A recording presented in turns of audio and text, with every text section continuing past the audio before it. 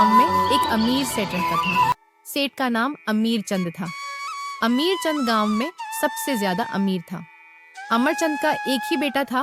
वह अपने बेटे की बहुत चिंता करता था। दिसंबर की ठंड शुरू हो गई थी। उस दिन कड़ाके की ठंड थी।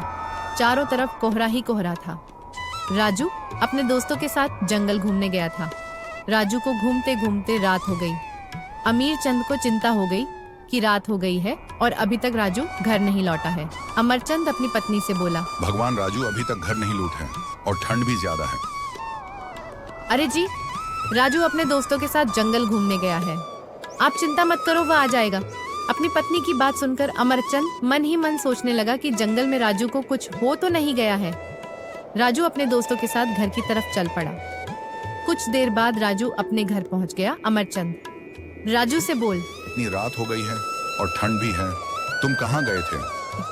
राजू बोल, पिताजी मैं अपने दोस्तों के साथ जंगल घूमने गया था। इतना बोलकर राजू अपने कमरे में चला गया। कुछ देर बाद बादल गरजने लगे और बारिश शुरू हो गई। रात ज्यादा थी। राजू सो गया।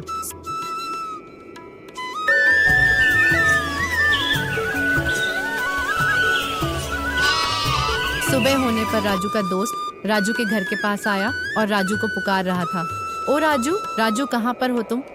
ओ राजू, आ जाओ घूमने चलते हैं। इतना ही सुनते राजू अपने कमरे से निकाला और घर से चल दिया। राजू अपने दोस्त से बोला कि कल मुझे पिताजी ने मुझे रात को आने पर खड़ी खोटी सुना दे तो आज हम जल्दी घर चलेंगे। शाम होते ही राजू अपने घर पहुंचा।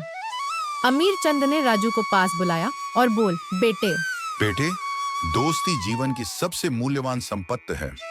धन कमाया जा सकता है, प्रसिद्धि प्राप्त की जा सकती है, लेकिन अच्छे दोस्तों को पाना कठिनतम काम है। मेरी इच्छा है कि जैसे भी हो तुम अच्छे दोस्तों की संगत में रहो। बेटे, क्या तुमने दोस्त पा लिए? क्या वे सभी सचमुच ही तुम्हारे दोस्त हैं? बेटा, अब मैं बूढ़ा हो चला हूँ। अब तक मेरी इस लंबी उम्र में मुझे सिर्फ हम 1.5 दोस्त ही मिले हैं। मुझे विश्वास न होता कि इतनी सी कम अवधि में तुमने 10 दोस्तों को पा लिया। तुम्हारा दावा सच है या नहीं, इसका फैसला आसानी से हो सकता है। हाँ, मैं जैसा कहूंगा वैसा तुम्हें करना पड़ेगा। सुनो, तुम एक सुअर को मार डालो, उसे एक बोरे में डालकर बांध दो। उस बोरे को अपने कंधे पर डालो और अपने दोस्तों के पास जाओ। उनसे कहना, मैंने नाराजगी में एक आदमी का मार डाला है। अगर यह बात खुल गई तो अवश्य ही फांसी पर चढ़ाया जाऊंगा। मुझे बचाने के प्रयास में जो मेरी सहायता करेगा, हो सकता है उसे भी कड़ी से कड़ी सजा दी जाए। मार डाला है, अगर यह बात खुल गई तो अवश्य ही फांसी पर चढ़ाया जाऊंगा। मुझे बचाने के प्रयत्न में जो मेरी सहायता करेगा, हो सकता है उसे भी कड़ी से कड़ी सजा दी जाए। इतना कहने के बाद देखना कि क्या होता है, पिता ने बेटे से कहा। बेटे ने वैसा ही किया। उसने एक सुअर को मारा और उसे एक बोरे में डाल लिया। उसे कंधे पर लाद कर वह अपने हर दोस्त के पास गया और वही कहा जो पिता चाहते थे। किसी ने भी उसकी मदद नहीं की। उल्टे एक दोस्त ने उससे कहा, इस परिस्थिति में मैं तुम्हारी कोई मदद नहीं कर सकता। तुमसे विनती है कि कहीं भी यह न कहना कि इस बोरे को लेकर तुम मेरे यहाँ आए थे। तुम्हारी रक्षा मैं किसी भी हालत में नहीं कर पाऊंगा। इस राज के खुल जाने से मैं भी फंस जाऊंगा। तुम्हारे लिए मैं कुर्बानी देने के लिए तैयार हूं, लेकिन मेरी कुर्बानी बेकार जाएगी। मेरी सहायता से कोई फायदा नहीं होगा। तीसरे दोस्त ने कहा, जब तुम्हें फांसी हो जाएगी तब तुम्हारी लाश की अंतिम क्रिया मैं बड़े ही वैभव से करूंगा। सब कुछ इतने बड़े पैमाने पर करूंगा कि लोग दंग रह जाएंगे। अपने दोस्तों की बातों से वह बहुत ही निराश हुआ। वह अपने पिता के पास आया और वे सारी बातें सुनाई जो उसके दोस्तों ने कही थी।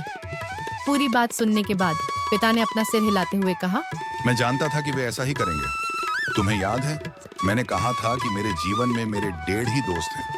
अब हम यह भी देख लें कि वे किस प्रकार मेरी सहायता कर पाएंगे। समझ लो, यह भी एक परीक्षा है। पिता की सलाह के मुताबिक बेटे ने बोरे को फिर से अपने कंधे पर डाला और पिता के आधे दोस्त के पास गया। उससे भी वही बताया जो उसने अपने दोस्तों को बताया था।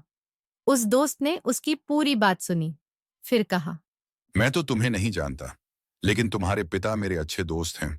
उनके लिए मैं तुम्हारी मदद करूंगा। इसके बाद उस दोस्त ने उस बोरे को रात के अंधेरे में पिछवाड़े की जमीन में गाड़ दिया और मिट्टी से ढक दिया। फिर कहा, अब डरने की कोई बात नहीं है, निश्चित होकर घर जाओ। वापस आकर बेटे ने पूरी बात अपने पिता को बताई। तब पिता ने एक नौकर को थानेदार के पास भेजा। उस नौकर ने थानेदार से कहा, साहब, हमारे मालिक के बेटे ने एक आदमी को मारा है और लाश को बोरे में बांधकर एक महाशय के पास ले गया है।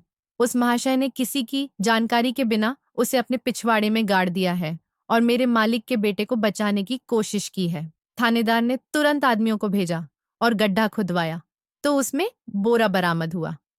धनी के आधे दोस्त ने थानेदार से कहा, साहब, यह तो सच है कि यह जवान एक बार मेरे घर आया था और मुझे अपना परिचय देते हुए कहा, मैं आपके दोस्त का बेटा हूं। उसके पहले या बाद मैंने इस जवान को नहीं देखा है। मेरी जानकारी के बिना इसने मेरे पिछवाड़े में गाड़ दिया होगा। इस बात से मैं बिल्कुल अनभिज्ञ हूं। इस बीच धनी का बेटा अपने पिता के दूसरे दोस्त के पास गया और बोला, महाशय, मैंने आवेश में एक आदमी का कत्ल कर दिया है।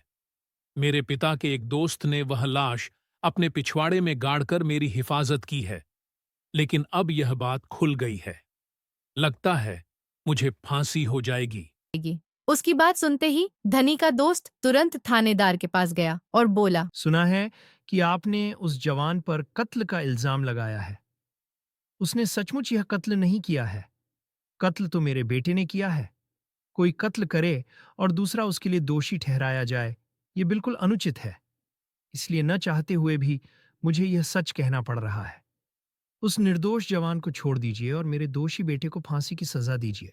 जब यह बात मालूम हुई तो धनी आदमी ने अपने बेटे से कहा, देखा सच्चा दोस्त कैसा होता है। विश्वास न कर बैठना कि हर कोई मेरा दोस्त ही है। यह कहकर वह वहां से निकल पड़ा और सीधा थानेदार के पास गया। उसने थानेदार से कहा, इस बोरे में जो है वो कोई आदमी नहीं बल्कि मरा हुआ स्वर है। आप इस बोरे को खोलिए और खुद देख लीजिए। थानेदार ने बोरा खोला तो देखा कि उसमें मरा हुआ सुअर ही था। उसे यह सब देख बहुत ताज्जुब।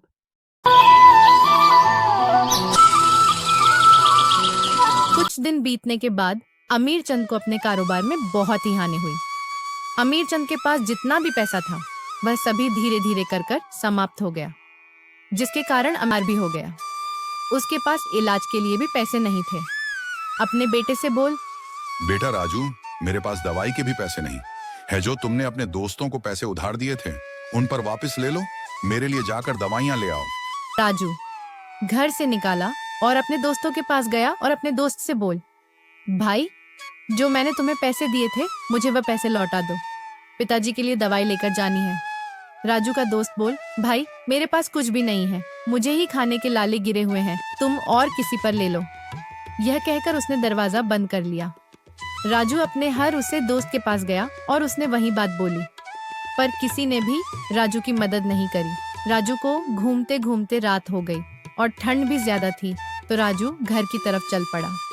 राजू ने घर आकर देखा कि पिताजी की तो और भी हालत खराब हो गई थी। अमीर चंद बोल, बेटे, क्या तुम मेरे लिए दवाइयाँ ले आए? और राजू ने अपने पिताजी का मुंह देखा और बोला, पिताजी, मुझे किसी पर भी पैसे नहीं मिले, मुझे माफ कर दो, मैं आपके लिए दवाई नहीं ला सका। राजू अपने कमरे में गया और सोचने लगा कि कल सुबह मैं पिताजी के दोस्तों से मदद मांगता हूँ, वह मेरी मदद जरूर करेंगे। रात को ठंड ज्यादा थी तो अमेरिका को सर्दी लग गई। अमीर चंद ठंड में कांपने लगा और कुछ देर बाद अमरचंद की सांस बंद हो गई। राजू सुबह उठा और पिताजी से बोल, पिताजी, मैं आपके दोस्तों से मदद मांगने जा रहा हूँ। अमरचंद कुछ नहीं बोला तो राजू सोचने लगा कि पिताजी सो रहे हैं, मैं जाकर दवाइयाँ लेकर आता हूँ। राजू पिताजी के दोस्त के घर की तरफ चल पड़ा। कुछ देर बाद राजू वहाँ पहुँचा और राजू ने सारी बात उन्हें बताई। दोस्त बोल, राजू, तुम चिंता मत करो, मैं तुम्हारी मदद जरूर करूंगा। दोस्त ने राजू को कुछ पैसे दिए और बोला, मेरे पास बस इतने ही हैं। उन पैसों को लेकर राजू वहाँ से चला गया। राजू को यह तो एहसास नहीं था कि पिताजी की तो मृत्यु हो गई है। राजू ने दवाइयाँ खरीदी और घर की तरफ चल पड़ा। कुछ देर बाद राजू घर पहुँचा और राजू ने देखा कि राजू के घर के बाहर बहुत ज्यादा भीड़ जमा है और रोने की आवाज भी आ रही है। यह चीज देखकर राजू डर गया। राजू घर के अंदर गया और राजू ने देखा कि पिताजी की मृत्यु हो गई है। राजू वहीं पर बेहोश होकर गिर गया। अचानक आंख खुल गई और राजू ने देखा कि यह तो सिर्फ एक सपना ही था। राजू उठा और जल्दी से भागकर अपने पिताजी के पास गया और बोलने लगा, पिताजी पिताजी पिताजी पिताजी पिताजी पिताजी, आप ठीक हो ना? अमीर चंद बोला, हाँ बेटा मैं ठीक हूँ, पर तुम्हें क्या हुआ है? इतने डरे हुए क्यों हो? राजू बोला, कुछ नहीं पिताजी। राजू वापस अपने कमरे में गया और सोचने लगा कि अब मैं मेरे दोस्तों से कभी नहीं मिलेगा और मेरे पिताजी के काम में हाथ बटाऊंगा। राजू भी अपने पिताजी के साथ और कामों में हाथ बटाने लगा और देखते ही देखते उनके पास बहुत सारा पैसा जमा हो गया और वह बहुत ही खुशहाल जिंदगी जीने लगे।